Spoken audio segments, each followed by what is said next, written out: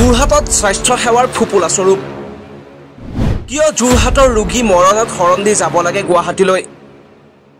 হৃদৰোগ শল্য চিকিৎসাৰ উপযুক্ত ব্যৱস্থা নাই যোৰহাটত খুদ যোৰহাটৰ সাংসদে ভৰি ভাগিলে চিকিৎসা কৰিবলৈ যাব লাগে দিল্লী খুদ চিকিৎসকৰ হাৰ্ট এটেক আহিলে ততাতৈয়াকৈ নিব লাগে গুৱাহাটী সাংস্কৃতিক নগৰী যোৰহাটত কেনে চলিছে স্বাস্থ্য খণ্ড উপযুক্ত আন্তঃগাঁথনিৰ অভাৱে কোঙা কৰি তুলিছে যোৰহাটৰ স্বাস্থ্য সেৱা যোৰহাটৰ স্বাস্থ্য খণ্ডৰ দুখজনক অৱস্থাক লৈ কি সামাজিক মাধ্যম কি সংবাদ মাধ্যম সৰ্বত্ৰে এতিয়া চৰ্চা চলা দেখিবলৈ পোৱা গৈছে এই সন্দৰ্ভত কি কয় যোৰহাটৰ জ্যেষ্ঠ সাংবাদিক সাংকব কৌশিক বৰুৱাই শুনি লোৱা হওক এই ক্ষেত্ৰত আচলতে মই সেইদিনা 22 মেত দৈনিক জনহিত এটা আৰ্টিকেল লিখিছিলোঁ মোৰ বক্তব্যটো হ'ল আচলতে মই ভাবোঁ যে আমাৰ যিসকল চিকিৎসক হ'ল খুব কম্পিটেণ্ট মোৰ চিকিৎসকখিনিৰ বিৰুদ্ধে বা তেনেকুৱা কথা মই ভবা নাই মোৰ কথাটো হ'ল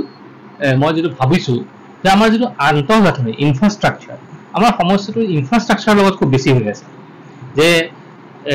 আজিকালি ধৰক প্ৰযুক্তিগতভাৱে বহু সা সুবিধা আহি গ'ল সেই সা সুবিধাখিনি নোপোৱাৰ কাৰণে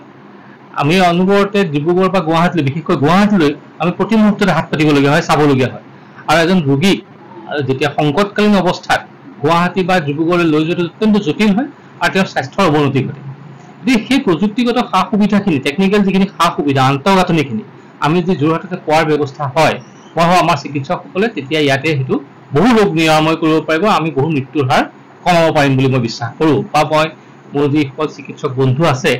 তেওঁলোকৰ লগতো কথা পাতি মই এইটো কথা প্ৰতিয়ন গৈছোঁ যে সমস্যাটো আচলতে মূলতঃ আন্তঃগাঁথনিমূলক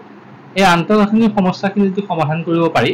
তেতিয়াহ'লে আমাৰ এই বহুখিনি নিৰাময় কৰিব পৰা যাব আৰু এইটো চৰকাৰ আৰু যিসকল বেচৰকাৰী স্বাস্থ্য খণ্ডৰ সৈতে জড়িত নাৰ্ছিং হোম ইত্যাদি যিসকল আছে তেওঁলোকে যদি কথাটো অকণ গুৰুত্বপূৰ্ণভাৱে ভাবে অৱশ্যে এইটো ঠিক যে ইয়াত বহুত অৰ্থৰ প্ৰয়োজন এটা ডাঙৰ ইনফ্ৰাষ্ট্ৰাকচাৰ তৈয়াৰ কৰিবৰ কাৰণে বহুত অৰ্থৰ প্ৰয়োজন গতিকে চৰকাৰ বিশেষকৈ আমি আশা কৰিম চৰকাৰে এই বিষয়টোত অকণ চকু দিয়ক আৰু যোৰহাটবাসীৰ এই সমস্যাটো সমাধান কৰিবলৈ এটা জৰুৰী পদক্ষেপ হিচাপে কিবা এটা গ্ৰহণ কৰক আৰু যেহেতু মানে গুৱাহাটীলৈ খুব ৰেফাৰ কৰিব লগা হয়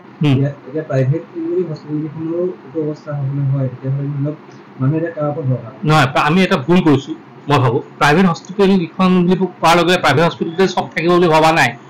নাযায় বৰঞ্চ যদি একেবাৰে অৰ্থনৈতিক দিশৰ পৰা চোৱা যায় চৰকাৰতকৈতো প্ৰাইভেট হস্পিটেলখনৰ পুঁজিগত দিশটোত তেওঁলোকৰ অসুবিধাজনক কথাই আৰু এইবোৰ মই কৈছোঁৱে বাৰে বাৰে যে এইবোৰ বহু পইচাৰ কথা এতিয়া এটা কেথলেব এটা কৰাটো প্ৰাইভেট নাৰ্ছিং হোমখনৰ কাৰণে বৰ সহজ নহয় মই নোৱাৰে বুলি কোৱা নাই বৰ সহজ নহয় কিন্তু চৰকাৰৰ কাৰণে সেইটো সহজ মানে কি সেইটোও পইচা কিন্তু চৰকাৰে বিভিন্ন ফাণ্ড গোটাই পেলাই সেইটো কৰিব পাৰে কাৰণ ইয়াৰ পাছত গুৱাহাটীলৈ আমি হাত চাবলগীয়া হৈছে ডিব্ৰুগড়লৈ চাবলগীয়া হৈছে গতিকে যোৰহাটত যদি সেই ধৰণৰ কিবা মেডিকেল কলেজ এখন যিহেতু আমাৰ আছে এখন যে বৃহৎ আন্তঃগাঁথনি আছে সেই আন্তঃগাঁথনিটোক আমি যদি প্ৰপাৰলি ইউজ কৰিব পাৰোঁ সঠিকভাৱে যদি ব্যৱহাৰ কৰিব পৰা যায় মই সেই কথাটোহে জুৰিছোঁ আৰু তাত যিসমূহ এতিয়া মানে ভৰ্তি খালী আছে আমি জানো বিভিন্ন পোষ্ট খালী আছে বিভিন্ন হেৰি মানে এখন মেডিকেল কলেজৰ পৰা আন এখন মেডিকেল কলেজলৈ ৰেফাৰ কৰিবলগীয়া হোৱা অৱস্থাটো হাস্যপৰ কথা এটা হয় নহয় এখন মেডিকেল কলেজৰ আন এখন মেডিকেল কলেজলৈ ৰেফাৰ কৰিছেতো আচৰিত ধৰণৰ কথা হৈ গ'ল নহয় গতিকে সেই কথাটো মই হেৰি কৰিব যে এইখন মেডিকেল কলেজো স্বয়ং সম্পূৰ্ণ হওক সম্পূৰ্ণ যি আধুনিক প্ৰযুক্তিগত যিবোৰ সা সুবিধা আছে বিজ্ঞানৰ যিমানখিনি মেডিকেল হেৰি হৈছে সেইখিনিৰ সৈতে সাজু হওক তেতিয়াহে এই বৃহত্তৰ অঞ্চলটোৰ ৰাইজৰ উপকাৰ সাধন কৰিব স্বাস্থ্য খণ্ডৰ সাম্প্ৰতিক সময়ৰ অৱস্থা সন্দৰ্ভত মন্তব্য কৰিছে যোৰহাটৰ বিশিষ্ট চিকিৎসক ডাক্তৰ অনুপম হাজৰিকাই এই বিষয়ে আচলতে ফুপুলা স্বৰূপ বুলি ক'বলৈ দিগদাৰ খুব মানে ক্লিয়াৰ ভাষাত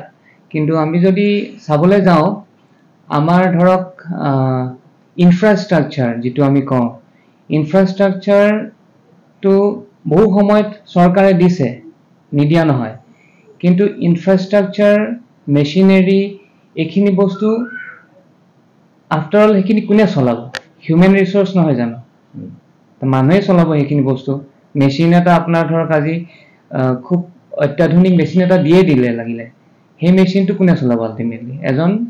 স্কিল্ড মানুহে চলাব নহয় জানো তো হিউমেন ৰিচোৰ্চ ডেভেলপমেণ্টটোৰ ওপৰত বেছি আমি গুৰুত্ব দিব লাগিব প্ৰত্যেকটো ক্ষেত্ৰতে আৰু সেই বস্তুটো আমাৰ মই ভাবোঁ গ্ৰাছৰুট লেভেলতে গোটেই বস্তুটো আৰম্ভ হ'ব সেই বস্তুটো মেডিকেল কলেজৰ পৰাই আৰম্ভ সদায় স্কিল হিউমেন ৰিচোৰ্চ ক্ৰিয়েট কৰাটো এতিয়া আমি ধৰক ৰিচেণ্টলি আমি যোনটো দেখিলোঁ ধৰক ডক্টৰ পৰাশৰ ঢুকাল যে সেইটো তেনেকুৱা একো নাই সেইটো ধৰক মানে কথাটো হ'ল যে ডেষ্টিনি জেনিনি সেইটো এটা বেলেগ কথা আৰু ইয়াত কেৱল হিউমেন ৰিচোৰ্চৰ যিটো লেকিং সেইটো বা ইনফ্ৰাষ্ট্ৰাকচাৰ লেকিং কেৱল এই দুটা বস্তুৱেই তাৰ লগত জড়িত নহয় লাইফষ্টাইলৰ কথা আহে আমি নিজে চিকিৎসক হিচাপে আমি আমাৰ নিজৰ স্বাস্থ্যৰ প্ৰতি কিমান সজাগ সেইখিনি কথাও বহুতখিনি জড়িত কথা থাকে কিন্তু সিদিনাখনি ধৰক আপোনাৰ ডক্টৰ পৰাশৰ শংকৰজ্যোতি পৰাশৰ যে ঢুকালে তেখেতৰ মায়োকাৰ্ডিয়েল ইনফ্ৰাকশ্যন হৈছিলে আৰু মই ভাবোঁ আমাৰ গোটেইখিনি বস্তুৰ ওপৰত সেই যোনটো টিমে সেই সময়ত যোনটো ডিচিশ্যন লৈছিল সঠিক ডিচিশ্যন লোৱা বুলি মই ভাবোঁ কাৰণ যথেষ্টখিনি মানুহ সেই সময়ত ইনভলভ আছিলে আৰু যোৰহাটত যোনটো কাৰ্ডিঅলজিৰ পিকচাৰ যোনটো আমি জানো এই ডক্টৰ অলোক মালাকাৰ আছে মোৰ তাৰ লগত খুব আমি কথা পাতিয়ে থাকোঁকে ইটো ৰোগীৰ কথালে আমি তেওঁলৈ ৰেফাৰ কৰোঁ কাৰ্ডিঅলজি পেচেণ্ট থাকিলে কিন্তু মোৰ যিমান দূৰ লাগিছে এজন কাৰ্ডিঅলজিষ্ট ছুপাৰ স্পেচিয়েলিটি লেভেলত দেই কাৰ্ডিঅলজিষ্টে হওক নিউৰলজিষ্টে হওক বা আপুনি নেফ্ৰলজিষ্টে হওক এতিয়া আমাৰ ইয়াত এজন নেফ্ৰলজিষ্ট আহিছে ডেফিনেটলি কিন্তু কাৰ্ডিঅলজি আজিৰ দিনটোত মই যিমান জানো যে যোৰহাটত বৰ্তমান গোটেই কাৰ্ডিঅলজি পেচেণ্টৰ লোডটো এজন কাৰ্ডিঅলজিষ্টৰ ওপৰতেই আছে নেকি খুব সম্ভৱ কাৰণ কেথলেব আপোনাৰ যদিও আছে এটা কেথলেব এটা ক্ৰিটিকেল ডিচিশ্যন এজন কাৰ্ডিঅলজিষ্টে লোৱা কথা নহয়তো এইটো টিমৱৰ্ক সদায় ইটছ অলৱেজ এ টিমৱৰ্ক আপোনাৰ চাৰ্জিকেল ডিচিশ্যনত এতিয়া মই চাৰ্জন হয় মই এটা চাৰ্জিকেল পেচেণ্টৰ ডিচিশ্যন ল'বলৈ মই টিমৱৰ্ক হিচাপে লওঁ সদায় যে এই পেচেণ্টটো আমি আগবাঢ়িম নে নোৱাৰিম অপাৰেশ্যনৰ কাৰণে আৰু সেইটো টিম আমি বনাই ল'লে আমি সদায় এটা সুফল দিব পাৰিম ঠিক তেনেকৈ মই ভাবোঁ যে ছুপাৰ স্পেচিয়েলিটি লেভেলত হ'লেও কাৰ্ডিঅ'থৰেচিক চাৰ্জাৰী বেকআপ নোহোৱাকৈ কাৰ্ডিঅলজি বা কেথলেব ডিপাৰ্টমেণ্ট এটা একদম খুব এফিচিয়েণ্টলি ৰান কৰাটো সম্ভৱ নহয় আৰু স্যাৰ বিশেষকৈ আমাৰ যিহেতু যিসকল মধ্যবিত্ত বা দৰিদ্ৰ পৰিয়ালৰ লোক তেওঁলোকে সাধাৰণতে মেডিকেল কলেজখনৰ ওপৰত সাংঘাতিক ডিপেণ্ডেণ্ট হয় আৰু এতিয়া মেডিকেল কলেজৰ যদি আমি চাবলৈ যাওঁ তাতো কিন্তু বহু সমস্যা আছে এই ক্ষেত্ৰত আপুনি কি ভাবে আচলতে কেনেকুৱা ধৰণৰ কাম আচলতে মেডিকেল কলেজখনক লৈ কেনেকুৱা ধৰণৰ চিন্তা চৰ্চা আচলতে চলিব লাগে চব মেডিকেল কলেজ মই নিজে মেডিকেল কলেজত এসময়ত চাকৰি কৰা মেডিকেল কলেজৰ যোনটো চিষ্টেম আছে ৱৰ্কিং হায়াৰকি অফ চিষ্টেমছটো কেনেকুৱা টপমষ্ট লেভেলত থাকে প্ৰফেচাৰ তাৰপিছত এছ'চিয়েট প্ৰফেচাৰ তাৰপিছত থাকে এছিষ্টেণ্ট প্ৰফেচাৰ্ছ আৰু তাৰপিছত থাকে আপোনাৰ ৰেজিষ্টাৰ্ছ ৰেচিডেণ্টছ পষ্ট গ্ৰেজুৱেটছ এই হায়াৰকি অফ চিষ্টেমটো খুব ধুনীয়া বস্তু আচলতে যদি তাক খুব এটা এফিচিয়েণ্টলি ৰান কৰিব পাৰে এই এফিচিয়েণ্ট ৰানিঙৰ কাৰণে কি হ'ব লাগিব প্ৰফেচাৰ লেভেলৰ পৰা ৰিচাৰ্চ লেভেল গৱেষণা কৰিব লাগিব সেইখিনি বস্তু যোনখিনি চলি আছে সেইখিনিক আৰু কিমান অত্যাধুনিক ৰূপলৈ নিব পাৰে চিকিৎসা খণ্ডত সেই বস্তুখিনিৰ ওপৰতহে চৰ্চা হৈ থাকিব লাগে আৰু হিউমেন ৰিচোৰ্চ মই যিটো কওঁ হিউমেন ৰিচোৰ্চ ডেভেলপ হ'ব হ'লে সদায় গ্ৰাছৰুট লেভেলৰ পৰা ষ্টাৰ্ট হ'ব লাগিব আৰু আমাৰ গ্ৰাছৰুট লেভেলবিলাক কোনসকল grassroot level undergraduate student এটা তাৰ যিটো মেণ্টেল মেকআপ সি কাৰ্ডিঅলজিষ্ট হ'ব নে সি চাৰ্জন হ'ব নে সি মেডিচিন স্পেচিয়েলিষ্ট হ'ব নে ৰেডিঅলজিষ্ট হ'ব নে মাইক্ৰ'বায়'লজিষ্ট হ'ব কাৰণ নে পেথলজিষ্ট হ'ব এজন চাৰ্জনে এজন পেথলজিষ্টৰ বেকআপ নোহোৱাকৈ অপাৰেশ্যন কৰিব নোৱাৰে গতিকে আমাক যেনেকৈ এজন চাৰ্জন দৰকাৰ এজন পেথলজিষ্টো দৰকাৰ ঠিক তেনেকৈ এনাটমি ফিজিঅ'লজি বায়'কেমিষ্ট্ৰি সকলো খণ্ডতেই স্কিলটো ডেভেলপ কৰিব লাগিব গ্ৰাছৰুট লেভেলৰ পৰা তেতিয়াহে আমি খুব ভাল হিউমেন ৰিচোৰ্চ হিচাপে স্কিলড ডক্টৰ্ছ প্ৰডিউচ কৰিব পাৰিম আৰু সেই বস্তুটো মই ভাবোঁ আজিৰ দিনটোত মেডিকেল কলেজত বহুখিনি লেকিং আছে কাৰণ সেই ডেডিকেশ্যনটো যদি সকলোজনৰ পৰা নাথাকে তেতিয়াহ'লে দিগদাৰ হয় আৰু কিছু পৰিমাণে মই যেতিয়া ধৰক মেডিকেল কলেজত আছিলোঁ অকলেই বহুখিনি ৰোগী চাবলগীয়া হয় চ' পেচেণ্ট লোড প্লাছ